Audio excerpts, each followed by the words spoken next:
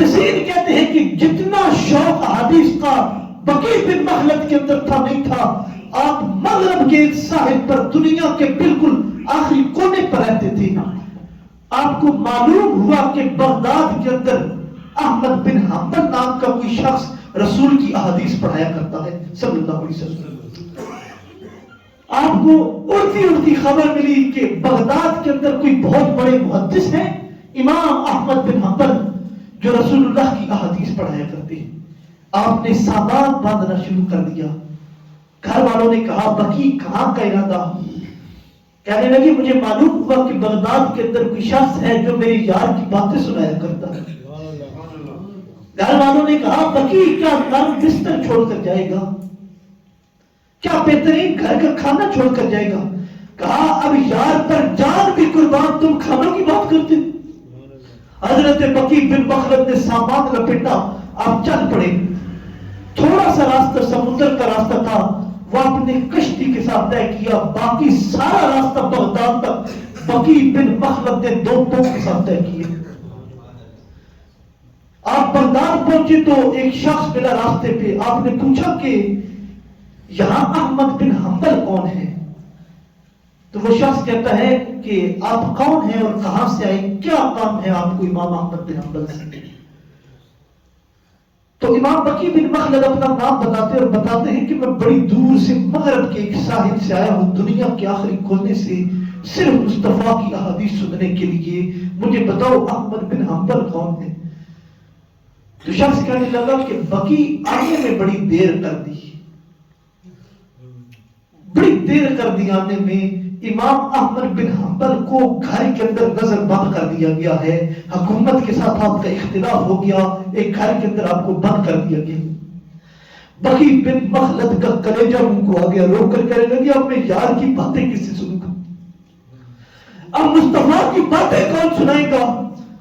تو وہ شخص کہتا ہے حضرت روحانی یوں کریں کہ ایک جگہ پر امام احمد بن حنبل کے نائب بیٹھتے ہیں. آپ ان کے پاس جائیں کوئی نہ کوئی راستہ نکل آئے گا.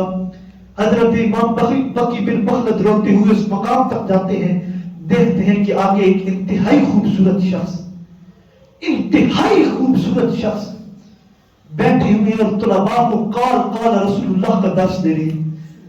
آپ ایک طالب علم کے قریب ہوتے ہیں اور پوچھتے ہیں کہ یہ بزرگ کون ہے؟ تو ایک طالب علم بتاتا ہے کہ آپ نہیں جانتے یہ تو یحییٰ بن معین بیٹھے ہیں جو مصطفیٰ کی حدیثیں سنا رہے ہیں. اور بتاؤں کہ یحییٰ بن معین کون ہے؟ یحییٰ بن معین وہ محدث ہے کہ جب آپ عمرہ کرنے کے لیے مکہ پاک کے اندر گئے اور آپ کا وصال ہو گیا علماء نے دیکھا یہ تو یحییٰ بن معین ہے. علماء نے یحییٰ بن معین کو اٹھایا اور ایک جگہ پر رکھا.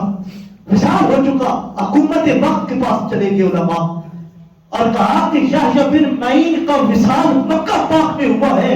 اتنا بڑا محدث ہے کہ اب ہم اس کو یوں دفن نہیں کریں گے اس کو پروٹوکول کے ساتھ دفن کیا جائے گا. تو حکومت نے کہا کیا پروٹوکول چاہتے ہو؟ تو علماء نے کہا کہ اب ہم چاہتے ہیں کہ یحییٰ بن معین کا جنازہ اس چارپائی پر اٹھے جس چارپائی پر خود مصطفیٰ کا جنازہ تھا. پھر یحییٰ بن معین کا جنازہ اس چارپائی پر اٹھا جس چارپائی پر خود رسول اللہ کا جسد اقدس تھا صلی اللہ علیہ وسلم. اتنا بڑا محدث. تو وہ درس دے رہے ہیں. حضرت بقی بن مخلد وہاں بیٹھ کے جب درس اختتام ہوا ختم ہوا اور آپ اپنے گھروں کو طلباء جانے لگے حضرت یحییٰ بن معین رحمۃ اللہ علیہ اٹھ کر جب آپ اپنے گھر کو جانے لگے نا تو آپ نے بازو پکڑ لیا. کہا اللہ کی عزت کی قسم اللہ کی عزت کا واسطہ دے کر کہتا ہوں یحییٰ بن معین بقی کو بتاؤ احمد بن حنبل کا گھر کہاں ہے؟ میں تمہیں خدا کا واسطہ دیتا ہوں مجھے بتاؤ احمد بن حنبل کا گھر کہاں ہے؟ میں بڑے دور سے صرف مصطفیٰ کی حدیثیں سننے کے لیے آیا. حضرت یحییٰ بن معین نے کہا تجھے پتہ نہیں ان کو تو نظر بند کر دیا گیا جو ملاقات کے لیے جاتا ہے اٹھا کر اس کو قید کر دیتے ہیں. تو انہوں نے کہا بس مجھے راستہ بتا دو احمد بن حنبل کے گھر کا راستہ کون سا؟ آپ کو راستہ بتایا گیا. آپ چھپ چھپ کر گھر کے قریب پہنچے. دستک دی. امام احمد بن حنبل نے دروازہ کھولا. انتہائی خوبصورت چہرہ. آپ قدموں میں گر کے کہنے لگے احمد بن حنبل آپ ہیں؟ تو امام احمد بن حنبل کہتے ہیں ہاں مجھے ہی احمد بن حنبل کہتے ہیں. کہنے لگے میں بقی بن مخلد بڑی دور سے آیا ہوں, خدا کا واسطہ ہے مجھے رسول اللہ کی باتیں سنا دیں. میں آپ کو رب کا واسطہ دیتا ہوں مجھے مصطفیٰ کی باتیں سنا دیں. حضرت امام احمد بن حنبل نے ہاتھ پکڑا, گھر کے اندر کھینچ لیا, دروازہ بند کر دیا. کہا کیا بات کر رہا ہے, تجھے معلوم نہیں مجھے نظر بند کیا, اگر پتہ چلا تو تجھے یہ اٹھا کر جیل میں پھینک دیں گے. بقی بن مخلد نے کہا اب جو بھی ہو جائے یار پر جان بھی قربان کر دوں گا, بس مصطفیٰ کی باتیں سنا دوں. امام احمد بن حنبل نے ساری صورتحال سامنے رکھی. حضرت بقی بن مخلد نے کہا کہ آتے ہوئے میں نے راستے میں دیکھا ہے کہ بغداد کے اندر بہت زیادہ فقیر ہیں, بہت زیادہ فقیر لوگ پھرا کرتے ہیں.